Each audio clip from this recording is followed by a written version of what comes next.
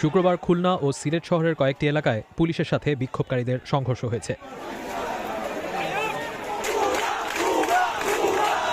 সিলেটে শুক্রবার বেলা ৩টা থেকে শাহজালাল বিজ্ঞান ও প্রযুক্তি বিশ্ববিদ্যালয়ের প্রধান ফটকের সামনে শিক্ষার্থীরা জড়ো হতে থাকেন। এ সময় বিশ্ববিদ্যালয়ের শিক্ষার্থীদের পাশাপাশি Sylhet international university, leading university, metropolitan technical institute, MC college, Sylhet সরকারি কলেজ, মদনমোহন কলেজ সহ সিলেটের বিভিন্ন শিক্ষা প্রতিষ্ঠানের ৫,০০০-এর বেশি শিক্ষার্থী বিক্ষোভে অংশ নেয়।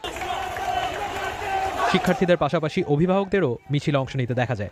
মিছিলে পুলিশের গুলিতে মৃত্যু, গণগ্রেফতার, নির্যাতনের প্রতিবাদে নানা স্লোগান দেন বিক্ষোভকারীরা। এ সময় সরকারের প্রতি ক্ষোভ জানাতে দেখা যায় তাদের।